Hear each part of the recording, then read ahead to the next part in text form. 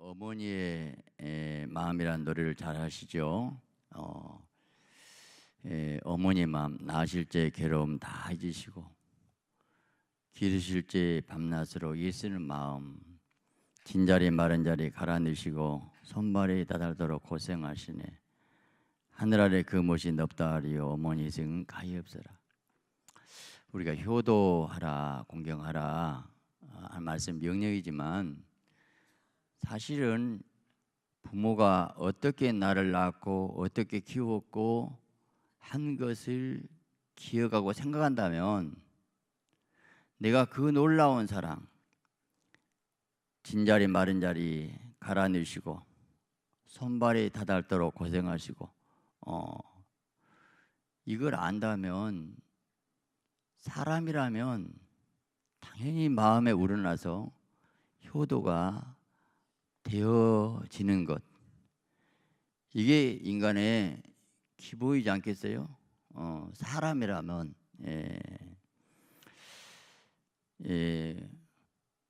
우리나라는 옛날부터 노인 천국이라고 일컬어졌습니다.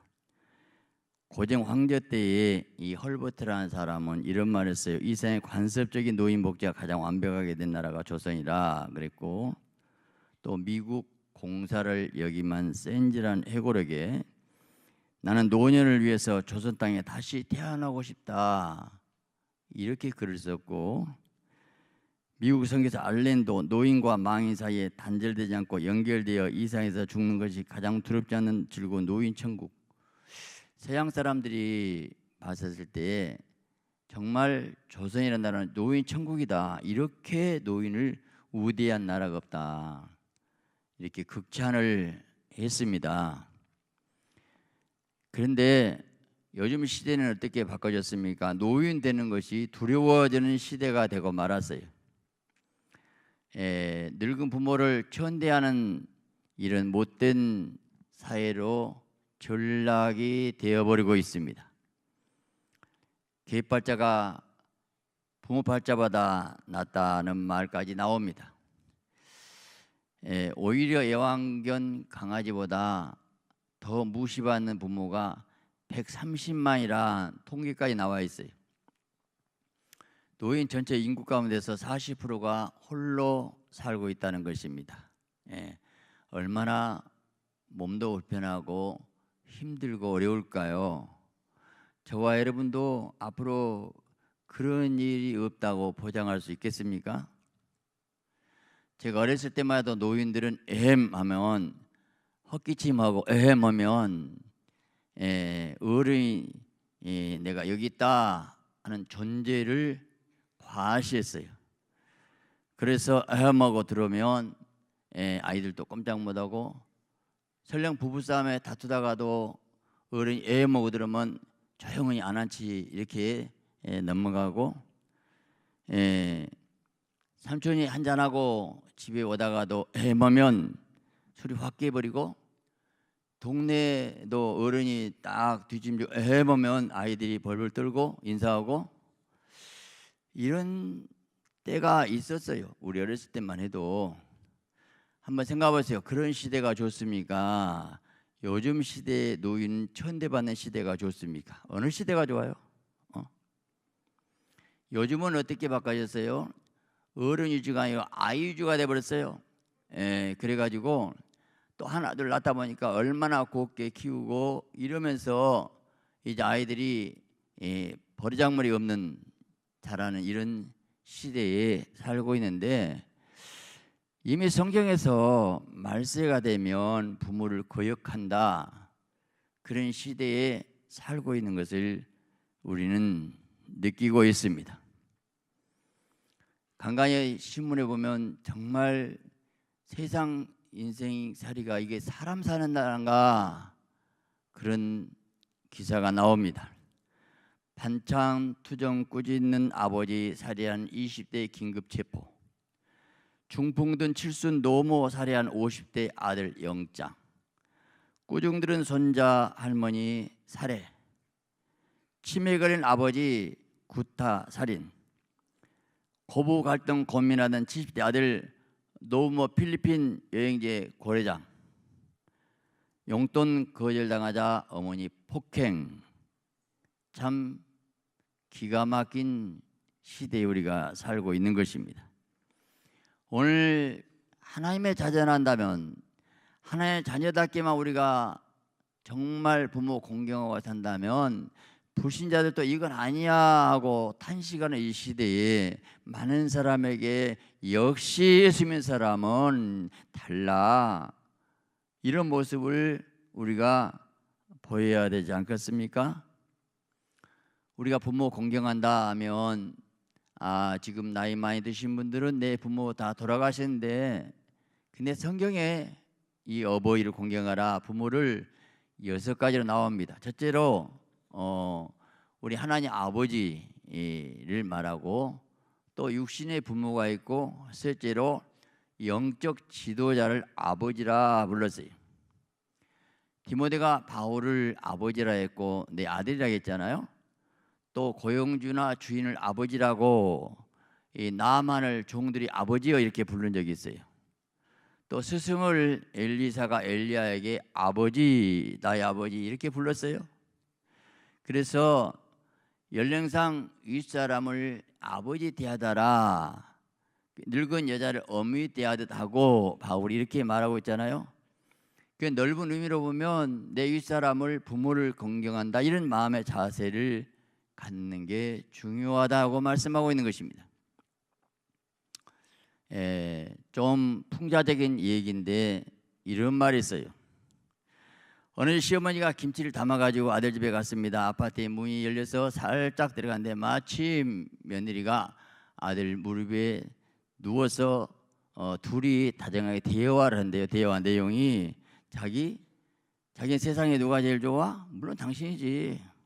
다음은 우리 아이들, 다음은 장이 장모, 다음은 우리 집 강아지, 다음은 시어머니.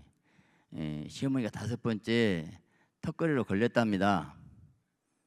자, 애중이 마시게 김치를 담아가지고 들어갔는데 그 아들하고 며느리가 그런 대화를 들은 시어머니 마음이 어쩔까요? 그래서 살짝 나왔대요. 김치는 가지고 갔죠? 죽어놔야 되겠죠? 그래서 관리질한테 맡겨놓으면서 뭐라고 적었냐면 1번아 잘 먹어라, 5번 왔다 간다. 다시 할까요? 1번아 잘 먹어라, 5번 왔다 간다.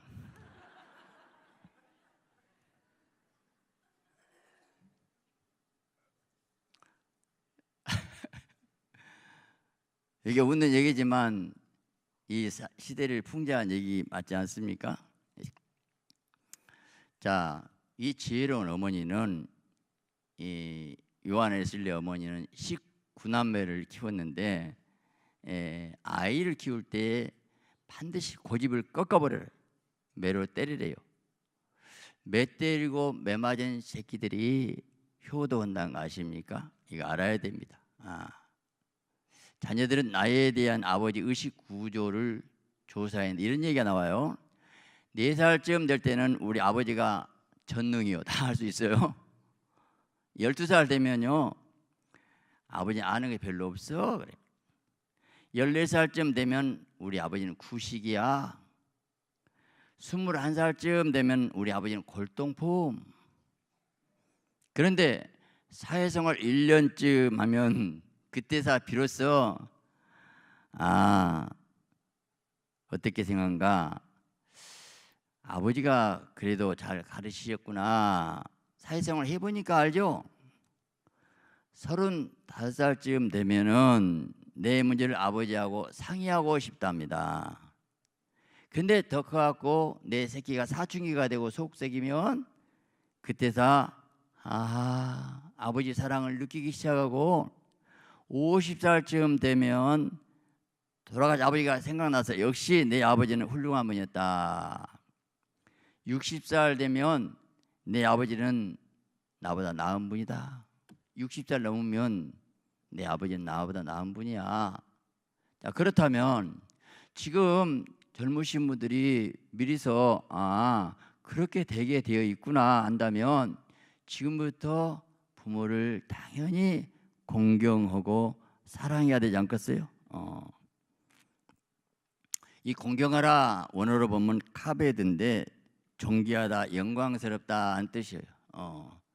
무겁게 여기다, 간이 카베드인데 부모 말 한마디 한마디를 그냥 시원찮게 듣지 말고 무겁게 귀하게 알아들여야 됩니다.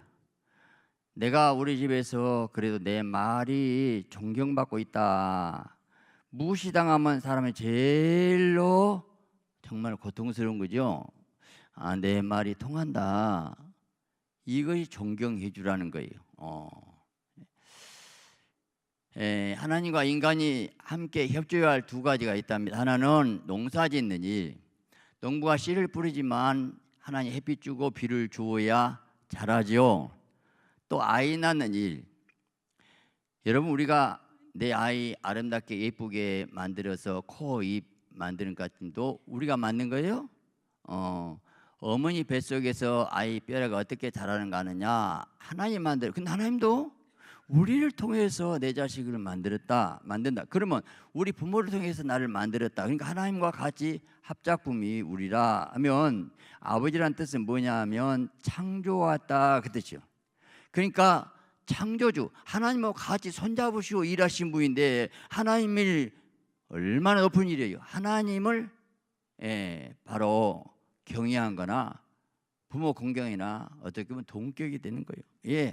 나를 만드신 분이기 때문에 부모가 잘 배우고 못 배우고 인격이 훌륭하고 그런 얘기할 필요 없어요. 왜요? 그것은 나를 만드신 분에 대해서 얘기하면 안 돼요. 그분이 아니면 내가 만들어지지 못하고 태어나지 못하고 생기지 못했고, 어떻든 간에 나를 사랑으로 키운 것은 확실해요. 부모가 그 사랑의 젖을 먹고 사랑으로 돌본 가운데서 사랑에 의해서 커졌기 때문에 그 사랑 부모의 듬뿍 받고 자랐어요. 강도들도 강도지 돼갖고 지 새끼 갖다 먹이려고 강도지 된 거이거든. 다시 말하면 부모는 절대 자식은 사랑밖에 없어요. 사랑으로 키웠기 때문에 사랑받은 내가 그 사랑받고 컸는데 뭘 타다하고 따질 이유가 있겠냐는 거예요. 여기는 이론이 필요 없어요. 부모가 자식으로 사랑으로 키웠기 때문에, 부모가 나를 사랑으로 키웠기 때문에 그 사랑을 깨닫는 만큼 날마다 부모를 사랑으로 섬겨야 될 줄 믿습니다. 할렐루야. 그러면 네가 땅에서 잘되고 장수한다 그랬어요. 이 땅에 하나님이 잘되게 해줘야 되거든요. 그리고 장수, 잘돼도 단명하면 안 되죠. 복받은 사람 한결같이 부모를 잘 공경한다 얘기를 하는데, 이 곽서희 목사 책 보면 이런 얘기가 나와요. 큰 사장 회장 집이나 큰 교회 목사들 보면 꼭 노부모를 모시고 있더라, 이런 얘기를 해요. 그러니까 복의 통로란 것을 알 수가 있지요. 여러분, 자, 요셉도 효자였어요. 아버지가 형들에게 가서 양치고 있는데 한번 갔다 와라, 돌보고 와라. 근데 가는 것이 세겜 땅에 가는데 없어요. 그러면 돌아와야죠. 근데 무덤으로 도단까지 가다가 형들이 미움받아갖고 팔려갔지만, 사실은 요셉은 아버지 말에 순종하고 애쓰고 그래서 끝까지 도단까지 찾아가서 그거의 고난이겠지만 공부중이 길을 이게 됐고, 그래서 결국은 요셉은 효자란 것을 우리는 알 수가 있죠. 자, 룻이 시어머니 나오미를 공경합니다. 그런데 아니 이제 모함 여인이지만 시어머니 따라서 믿음으로 와가지고 뭐 재산도 없기 때문에 이삭을 주우러 갔다는 거예요. 이삭 주하고 겨우 먹고 사는 그 집이 얼마나 가난합니까? 그런데 이삭을 주어서라도 시어머니 공경하는 그 사건이 결국 이삭을 보아스 밭에 가서 우연같이 만났고 보아스와 결혼되고 오벳 낳고 이세 낳고 다윗 낳는 가운데서 다윗의 증조 할머니 축복이 어디서 왔는가? 효도한 거예요. 바로 그건 거예요. 나이든 어머니를 팝니다 광고가 나왔어요. 자, 나이를 든 어머니를 판다고 그 광고를 보고 아주 젊은 부부가 우리 부모님 일찍 돌아가시고 효도라고 하시는데 효도할 기가 없어요. 그래서 나이 있는 어머니를 팝니다. 그 광고 신문 보고 집에 찾아가서 땡그랑 하고 종을 울렸어요. 근데 거기에서 이 노부부가 나왔어요. 어떻게 왔냐고. 신문 광고에 나 있는 어머니를 판다고 해서 왔다고. 그러냐고. 얼마나 반가워 극진히 맞이하는데요. 사연이 즉 이미 큰 거부예요. 자식이 없어요. 그래서 양자를 구해야 되는데 양자 구한다면 그 큰 부잣집 양자 구한다면 줄을 서겠죠. 근데 이분들이 지혜가 있는 거예요. 뭐라고요?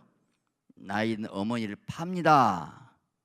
아니 얼마나 초라하고 사람을 팔아. 얼마나 정말 못났고 가진 거 없고 별 볼 일 없는 인생으로 보이잖아요.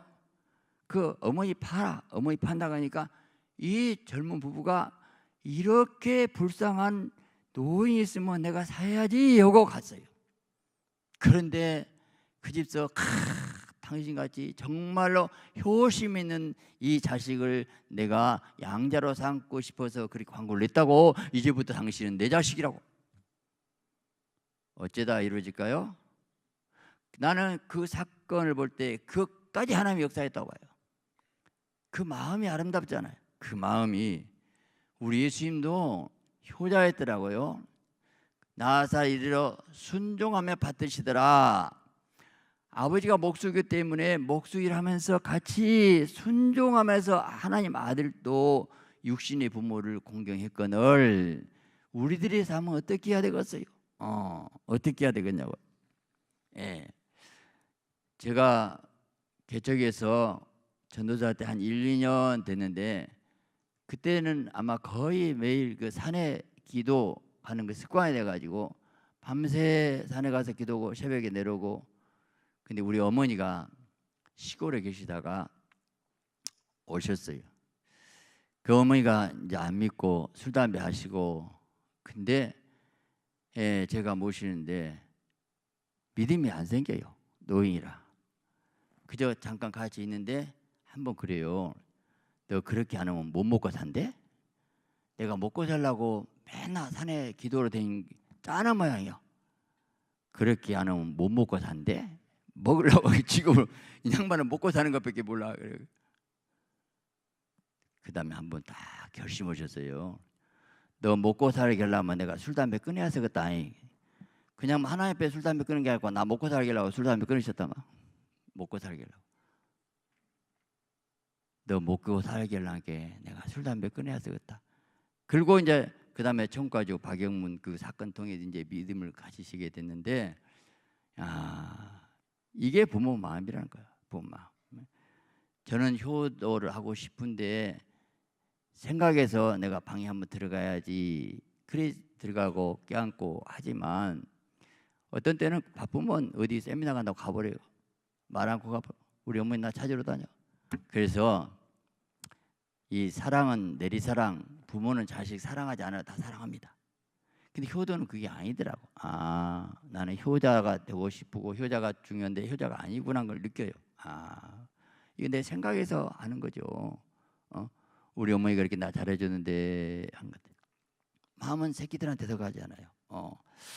자, 오늘 그런데 하나님은 인륜의 첫째 계명, 여섯째 살인하지 말라, 일곱째 간음하지 말라보다 더 먼저 첫 계명이다. 여러분 부모 공경한 사람이 살인 간음 안 합니다.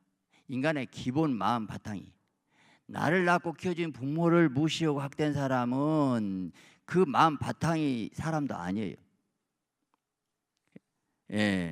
그래서 반드시 효도하라는 거예요. 효도. 여러분 사울도 아버지 그 암나기를 찾으러 돌아다니다가 사무엘을 만나서 왕으로 기름 부었지요. 바로 다윗도 아비 양을 치면서 열심히 일하다가 사자의 곰의 발톱을 끄집어냈나이다. 그 충성스러운 모습이 왕위기 열리게 되었어요. 그래서 이 하나님의 창조 법칙에서 이 조류학자들의 말에 의하면 까마귀는 나무에 앉아도 어미 까마귀 가지 위에는 앉지 않는다는, 밑에 앉는다는 거예요. 놀랍죠? 아니 새도 어미 새를 알아준다니까요. 그렇다면 하나님이 만든 이 모든 만물이 그런데 하나님의 마음을 읽을 수 있잖아요. 창조의 질서의 법칙을 말하고 있잖아요. 당연히 부모를 모신 것이 복이고 복인데 요즘 처녀들이 장남에게 시기한 것을 기피하는 경향이 있죠. 왜 그렇습니까? 노부모를 사랑으로 섬긴 것이 행복인데 짐으로 알기 때문에. 근데 나는 그런 처녀들에게 해주고 싶은 말이 있습니다. 넌 시집가 아이를 낳을 때 둘째부터 낳아야 돼요. 여러분 아브라함과 이삭, 야곱은 한 가정이에요. 한 가정. 지금 문화가 아파트 문화이기 때문에 사실은 이게 참 부모를 모시고 참 며느리하고 시아버지고 화장실 하나 쓰고 여름에는 옷 홀랑홀랑 벗고 좀 누워야 되는데 누울지도 못하고 얼마나 불편하겠어요. 그래서 참 이 핵가족 시대에 아파트 문화에 같이 살기가 힘들다 알아요. 저는 시골에 자라면서 마당이 넓고 사랑채도 있고 넓게 이렇게 살면 참 같이 살면 참 좋겠다. 그리고 옆에 집 어디가 같이 살고. 제가 언젠가 어느 목사님 한번 다툰 적이 있어요. 그 목사님이 그래요. 자, 생일 때 되면 자식이 이제 손자들 데리고 온대요. 명절 때 온대요. 오면 좋고 가면 더 좋대. 오면 반가운 게 좋아. 하루 이틀만 있어봐. 아주 집안 난장품 피우고 아주 정신산란하고 복잡하니까 가면 시원해. 그래서 오면 좋고 가면 더 좋아 그러더라고. 제가 그랬어요. 목사님 그게 아니에요. 아브라함, 이삭, 야곱 한 집에 살았잖아요. 한 집 같이 살아야죠. 바꿔놓고 한번 생각해 보세요. 내가 뭐라고 주장했냐면 그게 바로 떨어져 사니까 오면 좋고 어쩌다 만나는 게 좋고 이제 살다 보니까 막 정신산란하거든요. 가면 더 좋고 그러죠. 그렇게 하지 말고 항상 같이 살았다고 봅시다. 내 새끼들하고 손자하고 항상 살아서 그 재롱 피우고 이쁜 짓도 하고 껴안고 이렇게 살았는데 안 보면 보고 싶어야지. 그게 정상이죠. 평상시 같이 안 살다가 오니까 복잡한 거지. 누구 말이 맞아요? 내 말이 맞다고 생각 아멘 해보세요. 보세요. 아멘이죠. 당연히. 야 그러면 노부모가 돼가지고 늙어가지고 혼자 이렇게 뒷방에 있으면 얼마나 적적하고 쓸쓸하고 뭔 하고 싶은 말 누가 들을 사람도 없고 이건 아니에요. 이건 아니에요. 그래서 할 수만 있으면 같이 옆에 아파트 문화는 바로 옆에 아파트를 얻어갖고라도 같이 살고 여러분 부모와 같이 섬기고 사랑하는 복된 가정을 이루시기 바랍니다. 할렐루야. 여러분들 여자분들이 내 남편의 점수를 많이 따는 법 가르쳐 드릴까요? 뭔지 아세요? 시어머니 시아버지 잘해드려.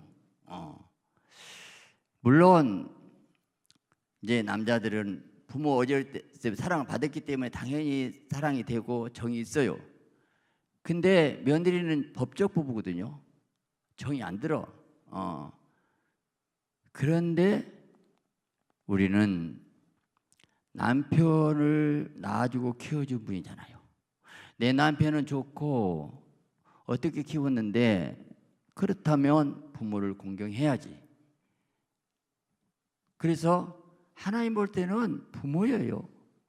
부부가 한 몸 됐으니까. 맞아요, 안 맞아요? 부부 한 몸 됐으니까 내 부모지. 내 부모예요. 부모를 사랑하고 섬겨야죠. 근데 사실 같이 섬기고 사랑하고 효도한다는 건 쉽지는 않아요. 그렇지만 남편들은 예민합니다. 자기 부모한테 잘해준가 못 해준가 봐요. 좀 소홀히 한가 하면 서운해. 그 나이에서 소홀히 한 걸 가지고 사다 끈 거 그때마다 말하고 싸울 수는 없거든요. 그러면 쌓여요. 속으로 존경스러운 마음이 없어져. 근데 정말 최선 다해서 이렇게 효도하고 잘하구나, 그걸 느낄 때에 남자들의 마음이 고마움을 느끼고 내 아내에 대해 존경스러움. 우리가 사랑이라는 것은 존경의 기초가 있어야 되거든요. 그래서 남편을 점수를 많이 받는 길은 딱 그거예요. 예, 그리고 또 우리 부모들도 자식들한테 살면서 알아야 될 거 있어요. 그제 어느 가정에 보니까 작은 며느리가 한번 와갖고 간 것을 입에다 막 넣어주고 막 잘해주고 그러니까 뿅 가불더라고. 그 며느리 항상 섬겨주고 절대 잘 몰라. 어쩌다 한 번씩 와가지고 그렇게 잘해주면 작은 아들이 잘한대. 그래갖고 소가지 없이 그리 따라가고 싶어요. 이제 따라가봐 한 달도 못 살아. 맞아요, 안 맞아요? 아이고, 계속 한번 여러분, 노부모 섬긴 거 쉬운 게 아니에요. 아침 저녁 돌봐야죠. 어디 아프다 하면 해야죠. 신경 써야죠.